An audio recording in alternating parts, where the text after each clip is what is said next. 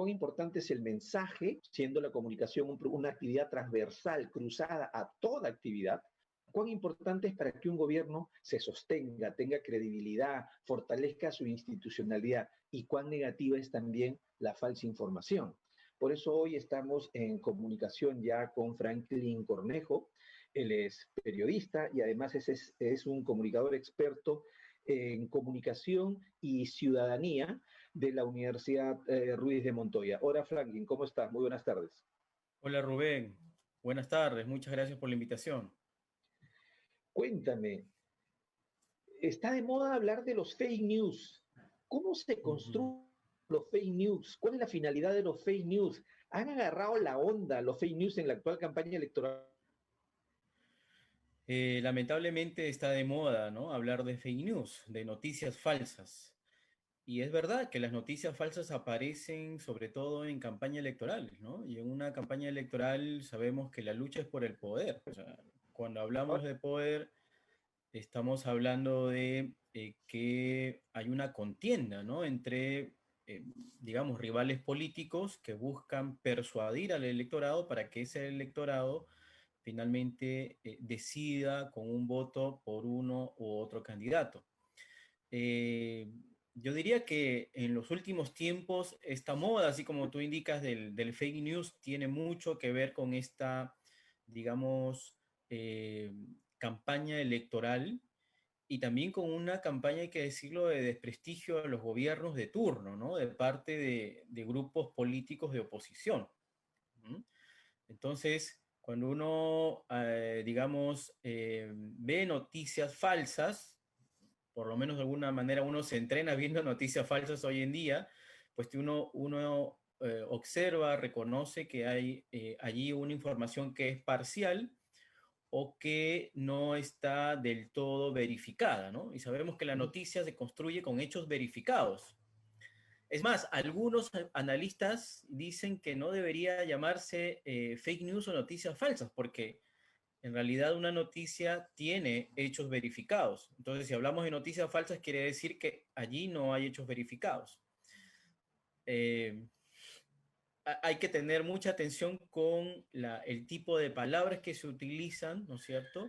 Y cómo es que, digamos, también vamos entendiendo, como tú bien lo indicas, en esta moda, que por un lado está las noticias falsas, que tienen que ver con corrientes de desinformación a través de los trolls, y también con lo que se conoce como infodemia, ¿no? Y allí podemos ver en las revistas indexadas, en la famosa revista de investigación, cómo es que ahora se investiga cada vez más el tema y el fenómeno de la infodemia. ¿Qué es la infodemia? Es una cantidad excesiva de información que circula en las redes sociales y que tienen muchas de ellas tienen mentiras, ¿no? Tienen falsedades, tienen lo que se llaman medias verdades, y eso es O sea, peligroso, ¿no? Franklin, los fake news no necesariamente son totalmente noticias falsas, sino son noticias que parten de un hecho que se ha dado, Mm. solo que estas personas con una intencionalidad por coyuntura, puede ser comercial, política, romántica, deportiva, le ponen ciertos matices que distorsionan el hecho natural. Sí, a ver, esa es la infodemia, ¿no? En infodemia circulan noticias verdaderas y falsas. Y la fake news, las noticias falsas son noticias falsas. Es decir, hay una invención allí de la realidad y se parten de ideas o de hechos que no han sido comprobados o verificados, ¿no? Entonces, Uh -huh. digamos, Pero en esa lógica, para precisar, ¿no? La infodemia es un fenómeno que va, digamos, en paralelo a las noticias falsas. Solo que en un contexto, por ejemplo, de pandemia, aparece mucha información falsa y tendenciosa, pero también en los contextos electorales como el que estamos viviendo nosotros aquí en el Perú. correcto, pero y en esa lógica que estás explicando, a ver, este hecho reciente en el programa del ciudadano Humberto Ortiz, en el que pone en cuestión la efectividad de la vacuna de Sinopharm, ¿eso cómo lo consideras tú? Yo lo considero como información que no ha sido verificada y además información incompleta.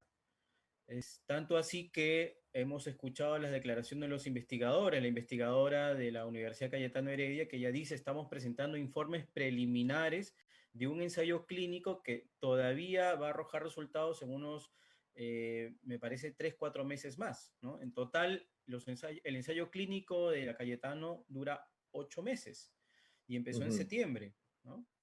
Entonces, ¿cuál es la intención allí de generar un tipo de información que todavía no está verificada o que no está comprobada con resultados finales? Claro, la finalidad es absolutamente política porque quienes están alrededor de la noticia son actores del proceso político Así es, tú lo has dicho, presente, ¿no? tú lo has dicho. Tenemos que ver allí también que la información debe ser emitida por personas que tienen, por supuesto, algún tipo de interés político o que participan, ¿no es cierto?, de la agenda política.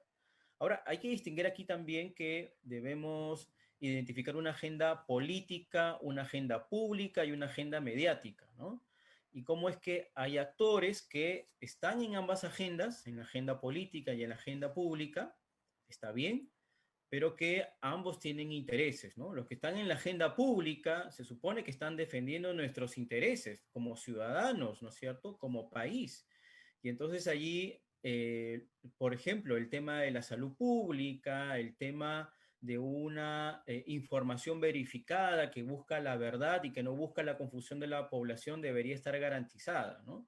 En ese Ujú, ujú. sentido, la responsabilidad de los medios es crucial para defender la verdad, para defender lo que nosotros llamamos como la rutina periodística, es decir, identificar los hechos, investigarlos, verificarlos, ¿no? Y una vez que se ha pasado por esa rutina informativa, Ujú. se puede difundir, ¿no? Se puede compartir. Digamos que siendo esta campaña tan atípica, el espacio natural para los fake news es las redes sociales, ¿cierto? Así es, Donde así es. estas rigurosidades del periodismo que pudiera haberse aplicado antes de manera implacable en la prensa impresa, en la prensa televisiva o radial, ya no existe esas rigurosidades.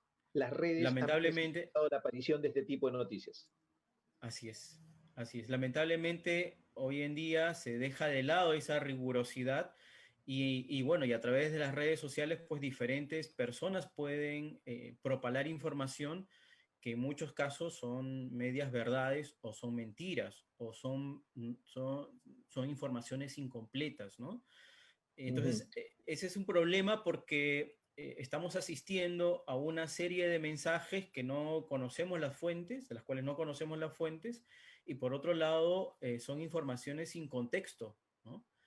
Entonces, si ujú. tenemos información sin contexto, si tenemos información que no ha pasado por el rigor periodístico y tenemos todos estos fenómenos de infodemia, encima de una clase política como la nuestra que tiene una serie de disputas políticas desde 2016, entonces asistimos a unos escenarios que no son tan, digamos, propicios para una información, digamos, de carácter ciudadano, ¿no?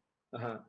Y en relación, ahora que se ha usado más el uso de las redes sociales, de las plataformas digitales, en relación a otras campañas, ¿crees que el tema de mensajes difusos, mensajes incompletos, mensajes tendenciosos o fake news es la más en este momento en redes sociales o no? ¿O crees que todavía estamos así medio decentes en el tema?